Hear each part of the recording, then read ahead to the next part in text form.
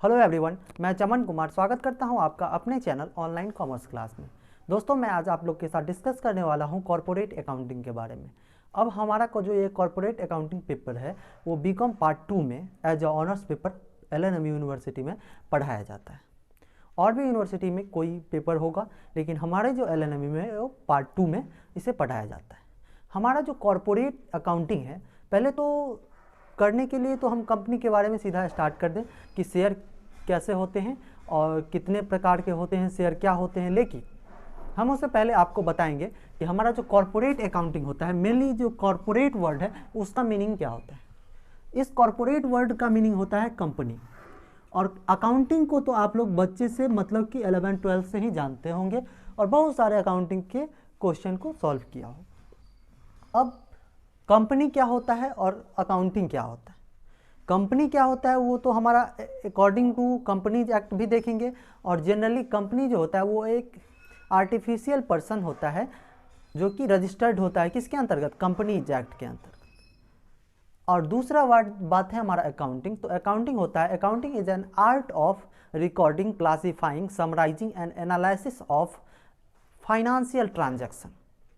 हिंदी में आप लोग को बता दें, जब क्या होता है, एक लेखा है, अकाउंटिंग जो है लेखांकन एक कला है जिसके अंतर्गत हम क्या करते हैं, वित्तीय स्वभाव के ट्रांजैक्शन जो कि जिसे हम पैसा में माप सकते हैं वैसे ट्रांजैक्शन को हम रिकॉर्ड करते हैं, मतलब लेखा करते हैं, उसका संक्षेपण करते हैं और उसका फिर वर्गीकरण करते हैं, वर्गीकरण करके संक्षेपण करते हैं, फिर उसका एनालिसिस करके जो स्टेक होल्डर होते हैं जिन्हें उस डाटा की ज़रूरत होती है, आप लोगों ने पक्षकार पढ़ा होगा, स्टेक होल्डर्स, उन लोगों को उस डाटा को हम कम्युनिकेट कर देते हैं। अब हमारी बात आई, हम देखते हैं जो हमारा डेफिनेशन हमारे बोर्ड पे लिखा हुआ है। According to companies act 2013, company means a company incorporated under the act और under any previous act. Company act क्या कहता है, कंपनी वह है जो कि या तो 2013 के अंतर्गत, मतलब कि 2013 के अंतर्गत जिसका फॉर्मेशन हो, जिसका इनकॉर्पोरेशन हुआ हो, या इससे जो प्रीवियस एक्ट जो आया, इससे प्रीवियस एक्ट कौन सा होगा उसके अंतर्गत इसका इनकॉर्पोरेशन हो।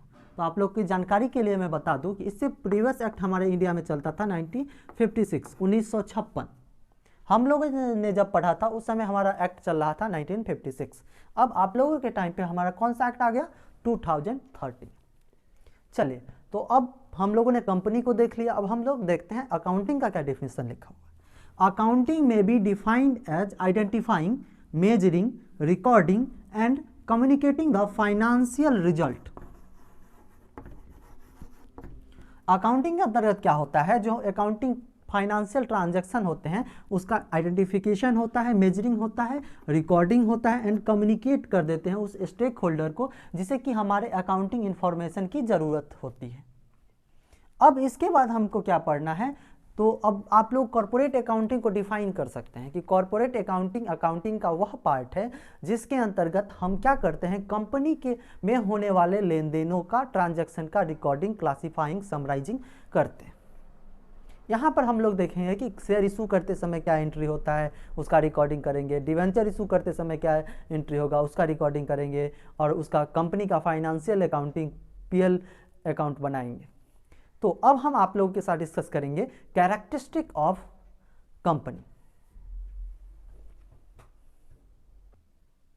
हाँ, तो हम लोग अब बात करेंगे फीचर कैरेक्टरिस्टिक ऑफ कंपनी। तो हमारे कंपनी के क्या फीचर्स होते हैं, क्या उसके विशेषता होते हैं। फीचर को हिंदी में हम लोग कहते हैं विशेषता। तो अब हमारा जो पहला विशेषता होता है वो इनकॉर्पोरेटेड एसोसिएशन। क्या हमारा पहला विशेषता, इनकॉर्पोरेटेड एसोसिएशन। इसका हिंदी आप लोग छोड़िए, इसको आप लोग as a point wise incorporated association आप अपने कॉपी में लिख लीजिए। तो इनकॉर्पोरेटेड एसोसिएशन क्या होता है, इसका जो रजिस्ट्रेशन होता है और इसका जो फॉर्मेशन होता है अंडर एक्ट होता है, मतलब किसी भी एक्ट के अंतर्गत, और किसी भी एक्ट क्या, जो कंपनीज एक्ट है हमारा उसके अंतर्गत इसका रजिस्ट्रेशन होता है, इसका फॉर्मेशन होता है, इसलिए इसे हम कहते हैं इनकॉर्पोरेटेड एसोसिएशन। अब हमारा दूसरा जो फीचर है वो है separate legal artificial person. Artificial person क्या होता है, आर्टिफिशियल जो लिविंग पर्सन नहीं है, लिविंग थिंग नहीं है, कंपनी जो है वो फिजिकल एग्जिस्टेंस इसका नहीं होता है, ये एक आर्टिफिशियल पर्सन है। इसका खुद का, कंपनी का खुद का बैंक अकाउंट होता है, कंपनी का खुद का बैंक अकाउंट होता है, कंपनी का खुद का एक अलग प्रॉपर्टी होता है, इसका प्रॉपर्टी जो होता है उसके मेंबर्स से अलग होते हैं, इसलिए इसका जो हम लोग कहते हैं तो इसको हम सेपरेट लीगल एंटिटी भी कहते हैं, जो कि हमारा अगला पॉइंट है। तो सेपरेट लीगल एंटिटी जो हमारा अगला पॉइंट है उसमें क्या कहता है, इसका जो राइट्स होता है कंपनी का वो उसके जो मेंबर्स होते हैं उससे अलग होते हैं। जैसे कि आप लोग बिजनेस एंटिटी कॉन्सेप्ट पढ़े होंगे तो वहाँ आपको बताया गया होगा कि बिजनेस का और बिजनेस के मालिक का दोनों का कोई संबंध नहीं होता है, वो एज अ स्टेक होल्डर होते हैं। उसी तरह कंपनी में क्या होता है, कंपनी के जो शेयर होल्डर होते हैं, शेयर कंपनी इशू करती है और शेयर जो होल्ड करते हैं, जो शेयर परचेज करते हैं उसको हम लोग कहते हैं शेयर होल्डर। और शेयर होल्डर जो होते हैं उसको मेनली कंपनी का मालिक कहा जाता है। अब कंपनी का मालिक जो है वो तो है शेयर होल्डर। अब शेयर होल्डर को तो बिजनेस का नॉलेज नहीं है, कैसे कंपनी को चलाया जाए उसका नॉलेज शेयर होल्डर के पास नहीं है, तो वो क्या करता है, शेयर होल्डर उसी में से कुछ को वो बोर्ड ऑफ डायरेक्टर के रूप में वहाँ पर बिठा देता है। बोर्ड ऑफ डायरेक्टर क्या करते हैं, वहाँ से मैनेजमेंट करते हैं। तो शेयर होल्डर का और कंपनी का दोनों का जो एग्जिस्टेंस होता है वो अलग अलग होता है, दोनों एक नहीं होते हैं।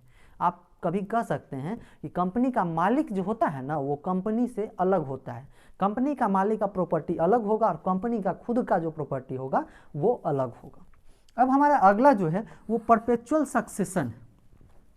ये परपेचुअल सक्सेशन क्या कहता है, कंपनी चलती रहेगी अगर उसके मेंबर्स जो हैं वो बैंकरप्ट हो जाए, उनका डेथ हो जाए, वो या किसी भी प्रकार से कोई घटना होने पर जो मेंबर के साथ हो उससे कंपनी पर कोई प्रभाव नहीं पड़ेगा, कंपनी जो है वो कंटिन्यूअसली चलती रहेगी। इसके बाद का हमारा जो है वो है लिमिटेड लायबिलिटी।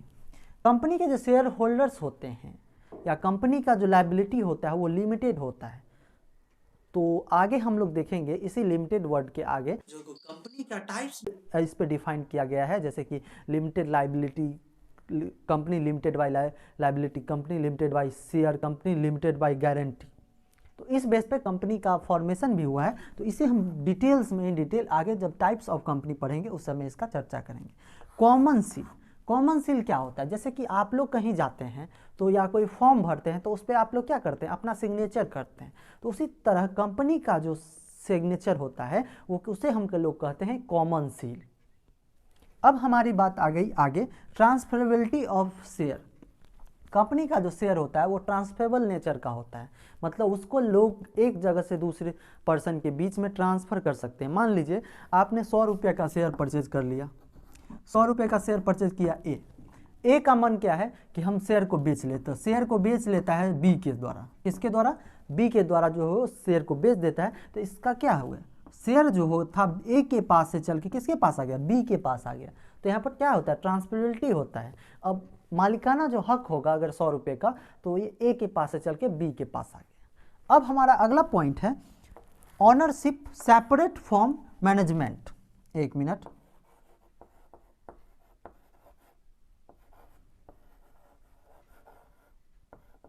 हाँ, ऑनरशिप सेपरेट फ्रॉम मैनेजमेंट।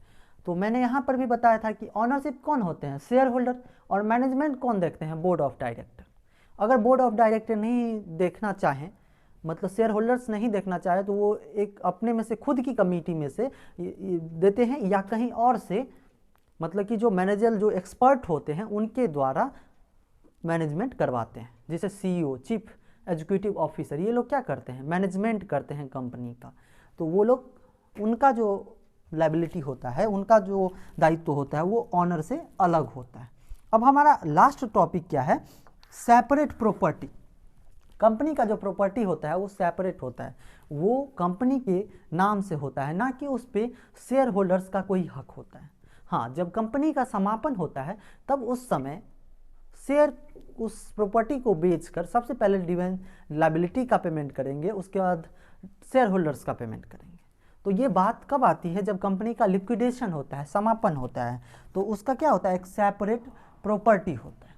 तो आज हम लोगों ने देखा कि कॉर्पोरेट अकाउंटिंग क्या होता है और फीचर्स ऑफ कंपनी क्या होता है और कंपनी क्या होता है।